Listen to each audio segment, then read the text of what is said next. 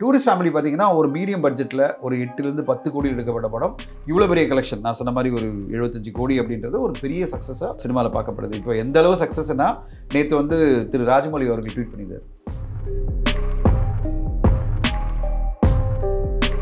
DD next வந்து ஒரு பெரிய சக்ஸஸ்ன்னு சொல்ல முடியுமா சார்?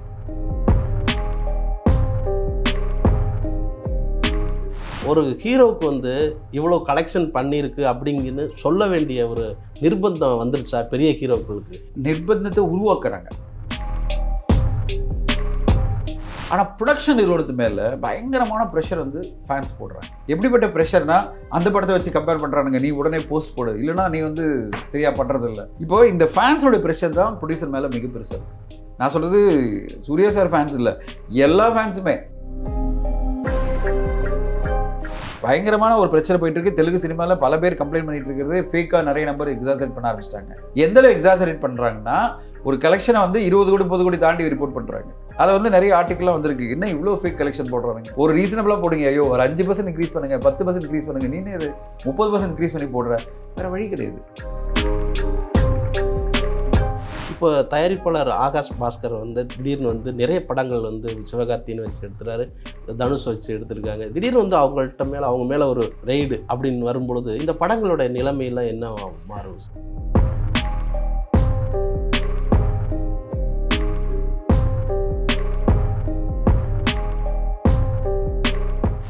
வணக்கம், இது வாவ் தமிழா. சமீபத்தில் வெளியாகிருக்கக்கூடிய திரைப்படங்களுடைய வசூல் நிலவரத்தை பற்றி திரு தனஞ்சயன் சார் அவர்கள்ட்ட கேட்கலாம். வணக்கம் சார். வணக்கம் சார். இப்போ சமீப வெளியின படத்தில் வந்து ரொம்ப கவனத்தை ஈர்த்தது வந்து ரெட்ரோ, டூரிஸ்ட் ஃபேமிலி. இந்த 2 படமும் வேற ஒரு எக்ஸ்ட்ரீமில் காண்பிக்குது. நீங்கள் எப்படி பார்க்குறீங்க சார்? அது படங்கள் வந்து தொடர்ந்து நல்லா, இப்போ குட் பேட் அக்லியும் நல்லா கலெக்ட் பண்ணிச்சு. நம்ம அதுக்கு பிறகு பேசவே இல்லை. நம்ம குட் பேட் அக்லி வந்து தமிழ் சினிமாவில் வந்து இந்த வருஷம் வந்த படங்களே பார்த்தீங்கன்னா ஒரு மிகப்பெரிய கலெக்ஷன், கிட்டத்தட்ட 250 கோடி லெவலில் உலக லெவலில் கலெக்ட் பண்ணிச்சு. இப்போ அதுக்கு பிறகு வந்த படங்கள் பார்த்தீங்கன்னா ஏப்ரலில் அந்த படம் மட்டும் தான் பெருசாக பண்ணுச்சு. இப்போ மே வரும்போது 1ஆம் தேதி வெளியான 2 படங்கள் அதுக்கான, அதாவது இப்போ ரெட்ரோக்கு என்ன ஒரு பெரிய எதிர்பார்ப்பு இருந்தோ அதுக்கேற்ற மாதிரி ஓப்பனிங் நல்லா இருந்தது. அது பிறகு டூரிஸ்ட் ஃபேமிலி யாருமே எதிர்பார்க்கல. அதாவது ஆரம்பிக்கும் போது ரொம்ப ஸ்லோவாக, அதாவது எப்படி சசி சார் சொன்னார் பார்த்தீங்களா, சசிகுமார், நான் ஆரம்பிக்கும் போது என் படம் வந்து முதல் நாளே 2.5 கோடி பண்ணது வந்து என்னுடைய லைஃப் டைம் கலெக்ஷன் தான் பெனி ஃபிலிம் அப்படின்னு. ஆமாம், அதாவது அந்த மாதிரி ஒரு ஆரம்பித்த படம் சஸ்டெயினாக ஒரு 10 நாள் 15 நாள் ப்ரொடியூஸ் பண்ணுச்சு. சில நாட்கள் 4 கோடி பண்ணுறதும் 3 கோடி பண்ணுறதும் அவ்வளோ பெரிய ரெஸ்பான்ஸ். இப்போ வரையும் நீங்கள் பார்த்தீங்கன்னா 3 வாரம் இப்போ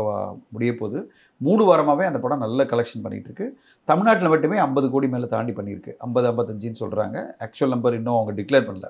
உலக லெவலில் ஒரு 70 crores இருக்கலாம். ஸோ அந்த படத்தினுடைய வெற்றி மிக பெருசாக இருக்குது. ரெட்ரோ வந்து ஆல்ரெடி அவங்க 104 கோடின்னு அனௌன்ஸ் பண்ணாங்க. நான் சொல்கிறது தியேட்ரிக்கல் கலெக்ஷன் மட்டும். அப்புறம் டோட்டலாகவே 235 கோடி ரூபாய் தியேட்ரிக்கல் நான் தியேட்ரிக்கல் அப்படின்னு அவங்களே டிக்ளேர் பண்ணாங்க. இப்போ 2 படமே ஒரு வெற்றி படமாக மாறி இருக்குது அந்தந்த தயாரிப்பாளருக்கு.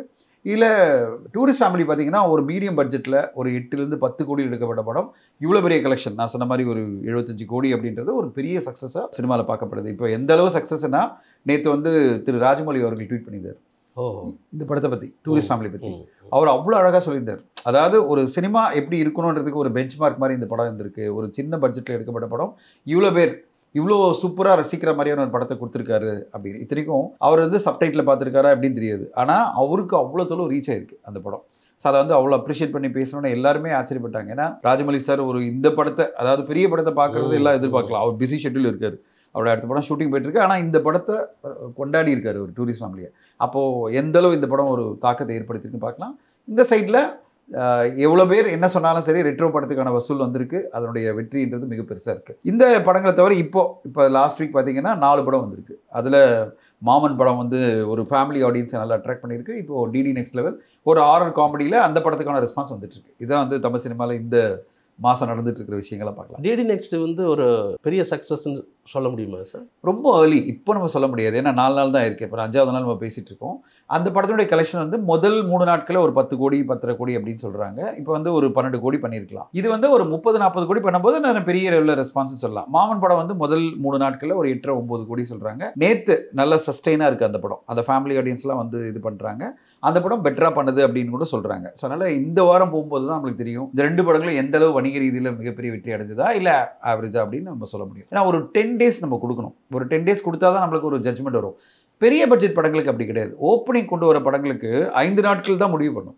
முதல் 5 நாட்களோ 4 நாட்கள் அந்த வீக்கெண்ட் இருக்குல்ல, அதுதான் வந்து மிகப்பெரிய கலெக்ஷனாக மாறும். அது பிறகு வரதெல்லாம் மினி ஸ்கூலாக வரும். ஆனால் இது வந்து ரொம்ப சஸ்டைன் பேசிஸில் இப்போ டூரிஸ்ட் ஃபேமிலி ஆரம்பிக்கும் போது முதல் 3 நாட்களில் பண்ணது பார்த்தீங்கன்னா 4 நாட்களில் பண்ணது பார்த்தீங்கன்னா 7-8 கோடி தான். ஆனால் இப்போது நான் தமிழ்நாட்டில் மட்டுமே 55 கோடின்னு சொல்கிறோம்ல, அது எப்படி வந்தது? சஸ்டைண்டாக அந்த படம் பண்ணுது.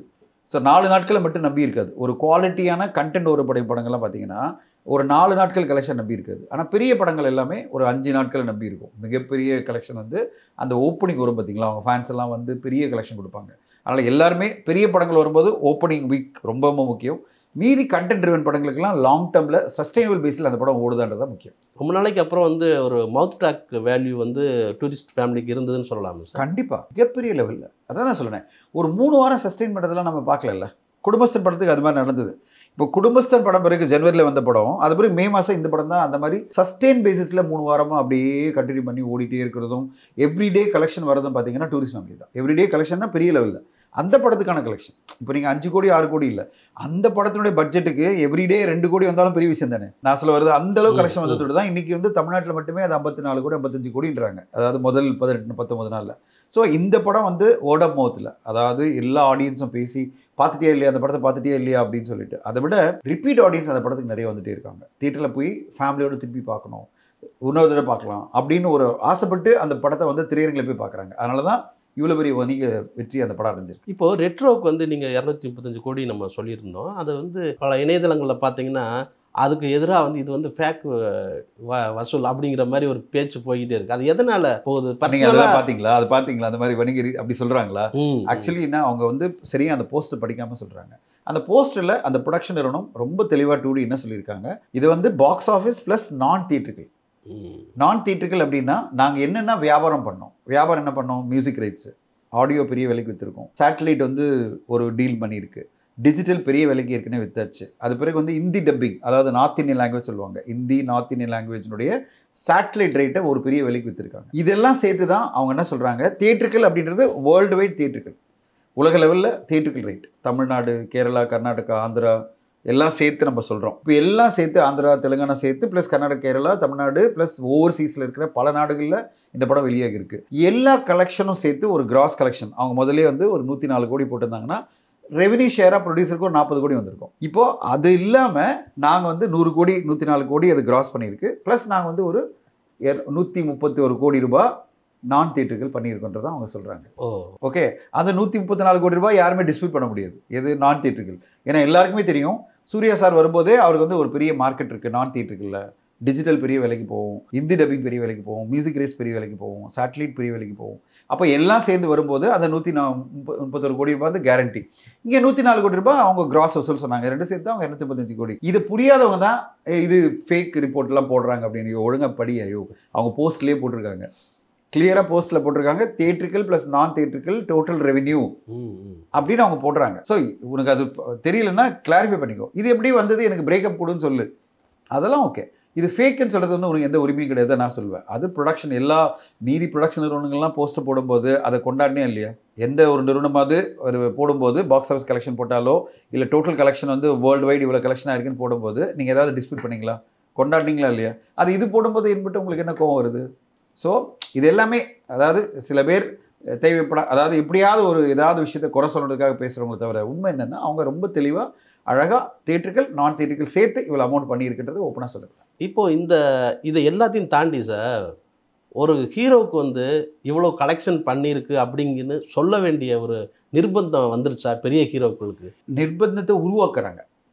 சூர்யா சாரே அவருடைய ரிப்போர்ட்டில் என்ன சொன்னார், அவருடைய ஒரு வீடியோவில் மேழகன் ஈவெண்ட்டில் சொல்லியிருந்தார். அந்த வீடியோ பார்த்தீங்கன்னா அதெல்லாம் சொல்லியிருப்பார், ஃபேன்ஸ் நீங்கள் படத்தை மட்டும் பாருங்கள், தியேட்டரில் பாருங்கள், இந்த கலெக்ஷன் ரிப்போர்ட்டுக்குள்ளே போகாதீங்க, இது கலெக்ஷன் என்னது ப்ரொடியூசருடைய தலைவலி, அது அவங்க பிரச்சனை, நீங்கள் இதுக்குள்ளே வந்துட்டு இந்த ஃபேன்ஸ் வார் பண்ணாதீங்க கலெக்ஷனை பற்றின்னு அவர் ஓப்பனாக சொன்னார். ஆனால் ஃபேன்ஸ் நிற்கிற மாதிரி தெரியல. நான் சொல்கிறது எந்த ஃபேன்ஸுமே, அது சூர்யா சார் ஃபேன்ஸாக இருந்தாலும் சரி, விஜய் சார் ஃபேன்ஸாக இருந்தாலும், அஜித் சார் ஃபேன்ஸாக இருந்தாலும், எல்லாருடைய காம்படிஷனே எப்படி இருக்குன்னா, எங்கள் படம் அவர் படத்தோட பெட்டராக பண்ணியிருக்கு, எங்கள் கலெக்ஷன் அதோட பெட்டராக இருக்குது, இவரோட பெட்டராக இருக்குது. ப்ரெஷர் வந்து பயங்கரமாக ப்ரொடக்ஷனோட மேலே வருது. இது சூர்யா சார்லாம் ப்ரெஷர்லாம் கிடையாது, அவர் அதை பற்றி கண்டுமில்ல, அவர் பாட்டு போயிட்டார். அவர் வந்து படம் சக்ஸஸ்ஸு, வணிக ரீதியில் மாபெரும் வெற்றி, எல்லாருமே ஹாப்பி, வந்த ப்ராஃபிட்லேருந்து ஒரு 10 கோடி அகரம் ஃபவுண்டேஷன் கொடுத்து எஜுகேஷன் செலவு பண்ணுங்கப்பா அப்படின்னு மேக்னானிமஸாக அவர் கொடுத்துட்டு அவர் பாட்டு அடுத்த படத்துக்கு போயிட்டார். இது சூர்யா 46 ஷூட்டிங் நேற்றுலேருந்து அவங்க பூஜா நேற்று பண்ணாங்க ஹைதராபாத்தில். வெங்கி எட்லூரி டைரக்ஷனில், மமிதா பைஜு, ஜிவி பிரகாஷ் மியூசிக்கில் படம் பெருசாக ஆரம்பிச்சிட்டாங்க. அவர் பாட்டு ஷூட்டிங் அந்த படத்துக்கு போயிட்டாரு, இதை பற்றி கண்டுக்கல. ஆனால் ப்ரொடக்ஷன் நிறுவனத்து மேலே பயங்கரமான ப்ரெஷர் வந்து ஃபேன்ஸ் போடுறாங்க. எப்படிப்பட்ட ப்ரெஷர்னா, அந்த படத்தை வச்சு கம்பேர் பண்ணுறானுங்க, நீ உடனே போஸ்ட் போடு, இல்லைனா நீ வந்து சரியாக பண்ணுறதில்ல. இப்போ இந்த ஃபேன்ஸோட ப்ரெஷர் தான் ப்ரொடியூசர் மேலே மிக பெருசாக இருக்குது. நான் சொல்கிறது சூர்யா சார் ஃபேன்ஸ் இல்லை, எல்லா ஃபேன்ஸுமே. நீங்கள் எடுத்து பார்த்தீங்கன்னா குட் பேட் அக்லிக்கே அஜித் சார் ஃபேன்ஸ் எல்லாம் கலெக்ஷனை போடு, இதை பண்ணு, அனௌன்ஸ் பண்ணு, இந்த கலெக்ஷனை போடு அப்படின்னு. இப்போ விஜய் சார் ஃபேன்ஸும் இதே மாதிரி தான். இப்போ எல்லாருமே அந்த ஒரு ப்ரெஷர் என்னென்னா, இது என் படம் அதை விட பெட்டராக பண்ணியிருக்கு, எங்கள் தலைவருடைய படம் பெட்டராக பண்ணியிருக்கு. இப்போ ரஜினி சார் ஃபேன்ஸுக்கும் அதே பிரச்சனை தான். இப்போ அந்த படம் வரும்போதே உடனே அவங்க வந்து இவ்வளோ கலெக்ஷன், அப்போ உடனே கம்பேரிசன் வந்துடுது. இப்போ எல்லா டாப் மோஸ்ட் நடிகர்களுக்கு இருக்கிற பிரச்சனை என்னென்னா, ஃபேன்ஸ் பிரச்சனை தான். ப்ரொடியூஸ் ஆக்டர்ஸ்க்கு பிரச்சனையே கிடையாது, அவங்க பாட்டு கடந்து போயிட்டாங்க. படம் ரிலீஸ் ஆகிடுச்சா, டாக் வந்ததா, அதோட அவங்க பாட்டு ப்ரொடியூசர் ஹாப்பியா, அதோட அவங்க போயிட்டாங்க. யாருமே இதுக்குள்ளே இறங்கி இந்த கம்பேரிசன் வச்சுக்கிட்டு ஒரு போஸ்டர் போடு அப்படின்லாம் அவங்க கேட்கல நடிகர்கள். ஆனால் அந்த ஃபேன்ஸ் பண்ணுற ப்ரெஷர் தான். ட்விட்டரில் போனீங்கன்னா கண்ணாமனா திட்டினே இருப்பாங்க, கலெக்ஷனை போடு, இது போடு, அதை போடு, நம்ம படம் இவ்வளோ பெருசாக பண்ணியிருக்கு, இதை காமி அதை காமி அப்படின்னு சொல்லிட்டே இருப்பாங்க. இப்போ ப்ரொடக்ஷன் ஹவுஸுக்கு வந்து பெரிய ப்ரெஷர் ஆகும். ஏன்னா இது இவ்வளோ ப்ரெஷர் போடுறாங்களே, அப்போ நம்ம வந்து ஷேர் பண்ணி தான் ஆகணும். அதை ஷேர் பண்ணும்போது கேர்ஃபுல்லாக பண்ண வேண்டியிருக்கு. எப்படின்னா, நீங்கள் ஏதாவது ஒரு நம்பரை போட்டிங்கன்னா அது ரொம்ப கம்மியாக இருந்து வச்சிங்களேன், மற்ற படங்களோட உடனே கம்பேர் பண்ணி போட்டுருவோம். இது வந்து ஓப்பனிங் டேல இவ்வளோ பண்ணுச்சு, இது இவ்வளோ தான் பண்ணுச்சு, இது 4 நாட்கள் இது எங்கள் தலைவரோட படம் இவ்வளோ பண்ணுச்சு, இந்த படம் இவ்வளோ தான் பண்ணுச்சு. ஒரு படம் ஒரு படத்தினுடைய கலெக்ஷன் அப்படிலாம் நம்ம ஆளுங்க பண்ண மாட்டாங்க. ஃபேன்ஸை பொறுத்தவரையும் எவ்வளோ டிக்ளேர் பண்ணுறீங்களோ உடனே கம்பேரிசனில் போட்டு, எங்கள் தலை எவ்வளோ பெருசு தெரியுமா, நான் தலைன்னா அஜித் சார் சொல்ல, என் தலைவர் வந்து மிக பெருசு அப்படின்னு சொல்லிட்டு உடனே அதை ஷோ அப் பண்ணணும்னு நினைக்கிறாங்க. இந்த ஃபேன்ஸினுடைய ப்ரெஷர் தான் சினிமா இண்டஸ்ட்ரியுடைய மிகப்பெரிய பிரச்சனையை நான் பார்க்குறேன். அவங்க எதிர்பார்க்குற அந்த கலெக்ஷன் இது வந்து ஹிந்தியில் கிடையாது, ஓகேங்களா, தெலுங்கில் மிக பெருசாக இருக்குது. தெலுங்குலையும் இதே பிரச்சனை. பிரபாஸ் படம் பெருசா, ஜூனியர் என்டிஆர் படம் பெருசா, இல்லை வந்து ராம் சரண் படம் பெருசு கலெக்ஷனாக ஃபஸ்ட் டே. ஸோ அங்கேயும் இதே பிரச்சனை தான், பயங்கர பிரச்சனை. ஃபஸ்ட் டே யார் ரிப்போர்ட் பண்ணுறாங்க, அது 140 கோடி பண்ணால் இது 142 கோடின்னு காமிக்கணும், ஓகேங்களா. பயங்கரமான ஒரு பிரச்சனை போயிட்டு இருக்கு. தெலுங்கு சினிமாவில் பல பேர் கம்ப்ளைண்ட் பண்ணிட்டு இருக்கிறது, ஃபேக்காக நிறைய நம்பர் எக்ஸாசரேட் பண்ண ஆரம்பிச்சிட்டாங்க. எந்தளவு எக்ஸாசரேட் பண்ணுறாங்கன்னா, ஒரு கலெக்ஷனை வந்து 20 கோடி 30 கோடி தாண்டி ரிப்போர்ட் பண்ணுறாங்க. அதை வந்து நிறைய ஆர்டிக்கல்லாம் வந்திருக்கு, என்ன இவ்வளோ ஃபேக் கலெக்ஷன் போடுறாங்க, ஒரு ரீசனபிளாக போடுங்க, ஐயோ ஒரு 5% இன்க்ரீஸ் பண்ணுங்க, 10% இன்க்ரீஸ் பண்ணுங்க, நீனே இது 30% இன்க்ரீஸ் பண்ணி போடுற, வேறு வழி கிடையாது. ஏன்னா ஹீரோ சைடில் அப்செட் ஆகிடுவாங்க, நம்ம படத்தினுடைய கலெக்ஷன் கம்மின்னு காமிச்சா ஹீரோ ஒரு அப்செட் ஆகிடுவாரோன்ற பயந்துட்டு எக்ஸாசரேட் பண்ணி போடுறாங்க. இது வந்து தொடர்ந்து இப்போது லாஸ்ட் ஒரு 1 இயராக மிகப்பெரிய லெவலில் மாறி போச்சு. 1.5 வருஷமாக நான் பார்க்குறேன் பெரிய லெவலில் social media war on collection.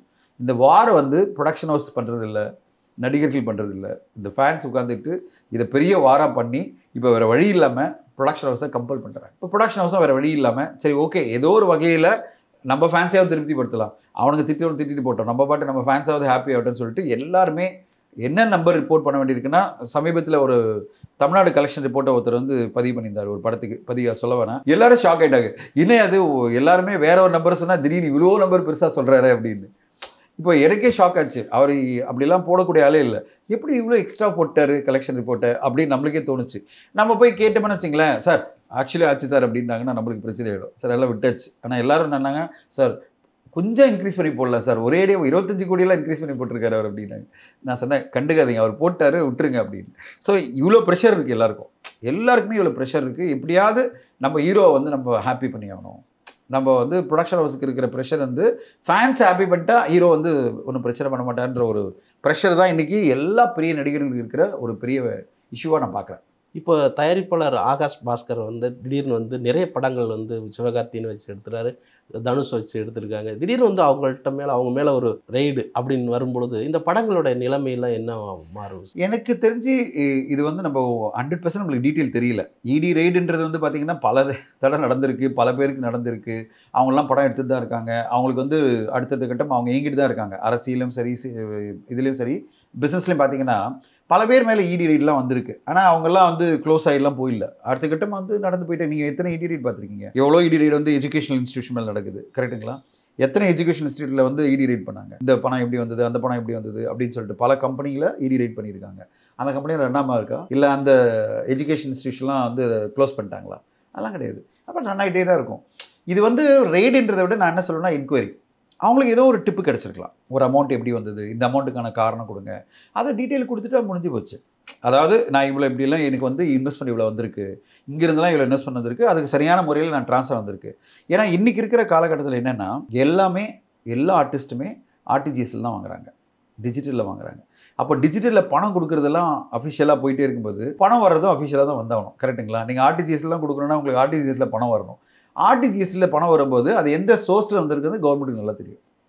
யார் அனுப்பிச்சிருக்காங்க, எப்படி வந்தது, எல்லாமே அவங்களுக்கு தெரியும். அப்போது அவங்க கேட்பாங்கள்ல, இவங்க எதுக்காக உங்களுக்கு இவ்வளோ பணம் கொடுத்தாங்க, அது என்னோட காரணம் கொடுங்க. அவங்க அது சரியான ஒரு இன்வெஸ்ட்மெண்ட்டாக அவங்ககிட்ட லோன் வாங்கியிருக்கேன், நான் இந்த மாதிரி டாக்குமெண்டேஷன் பண்ணியிருக்கேன், அவங்க இன்வெஸ்ட்மெண்ட் பண்ணியிருக்காங்க, ஒரு எங்கள் கம்பெனியில் ஸ்டேக் வாங்கியிருக்காங்க, இந்த ஈக்விட்டியில் இவ்வளோ பர்சன்டேஜ் அவங்களுக்கு இருக்குது, அதனால் அவங்க பணம் போட்டிருக்காங்க, அப்படிலாம் டாக்குமெண்ட் கொடுத்தா எல்லாம் முடிஞ்சிடும். இந்த இடி என்கொயரின்றதெல்லாம் வந்து ஒரு வெரிஃபிகேஷன் தான்.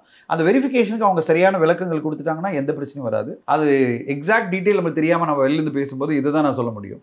உண்மை என்னன்னு வரும்போது நம்ம பேசலாம். உண்மை என்னன்னா ப்ரொடக்ஷன் ஹவுஸில் சொல்லும்போது நம்மளுக்கு தெரியும். ஆனால் இது எல்லாமே ஒரு பெரிய கம்பெனிக்கு நடக்கிற ஒரு விஷயமா தான் நான் பார்க்குறேன். எல்லா பெரிய கம்பெனிகளுக்கும் எல்லா பெரிய நிறுவனங்களுக்கும் இடி அப்படின்றது வந்து ஒரு ஃபாஸ்ட்டாக ஒன்று க்ரோ ஆகும்போது நடக்கும். அப்படி பார்த்துக்கலாம். அதெல்லாம் கடந்து வருவாங்க. ஏன்னா அதுக்கு ப்ரிப்பேர்டாக தான் இருந்திருப்பாங்க. அவங்க இன்னும் அப்படியெல்லாம் வந்து இத்தனை படம் பண்ணும்போது அவங்களுக்கு தெரியாமலாம் இருக்காது. ஏன்னா ஒரு 450-500 கோடி இன்வெஸ்ட்மெண்ட்டில் படங்கள் பண்ணும்போது இப்படி ஒரு என்கொயரி வந்தால் நம்ம எப்படி ப்ரிப்பேர்டாக இருக்கணும், அதுக்கான டாக்குமெண்ட் நம்மகிட்ட இருக்கணும், இன்வெஸ்ட்மெண்ட் வந்ததுன்னா எங்கேருந்து வந்ததுன்றதுக்கு டீட்டெயில் இருக்கணும், அப்படிலாம் அவங்க ப்ராப்பராக பண்ணியிருப்பாங்க. ஸோ அதனால் அந்த டீட்டெயில் அவங்க கொடுத்துட்டாங்கன்னா எந்த பிரச்சனையும் இருக்காது. அதனால் இதெல்லாம் இடி என்பது பார்த்தீங்கன்னா அவங்க பெரிய ஆளுங்க அப்படின்னு மட்டும் ஒத்துக்கு இல்லை, இடியே வருது. அவங்க அவ்வளோ பெரிய ஆளுங்களாக இருக்கிறதோடு தான் இடி ஒருத்தர் வந்து என்கொயரியே பண்ணுறாங்க. அந்தளவு அவங்கக்கிட்ட இன்வெஸ்ட்மெண்ட் இருக்குது, அந்தளவு அவங்ககிட்ட பல இன்வெஸ்ட்மெண்ட் வந்திருக்கு. அப்படி தான் நம்ம பார்க்கணும். இதே மாதிரி தான் சார் நிறைய பெரிய படங்களை தயாரித்து அதை தொடர்ந்து படங்களை எடுத்தவங்க லைக்கா ப்ரொடக்ஷன். இன்றைக்கி அதை பற்றின அந்த நிறுவனத்தை பற்றி தொடர்ந்து இயங்க முடியாத ஒரு சூழலில் இருக்குது அப்படிங்கிறதெல்லாம் வெளியில் பேசுகிறாங்க. நீங்கள் எப்படி பார்க்குறீங்க அந்த நிறுவனம்?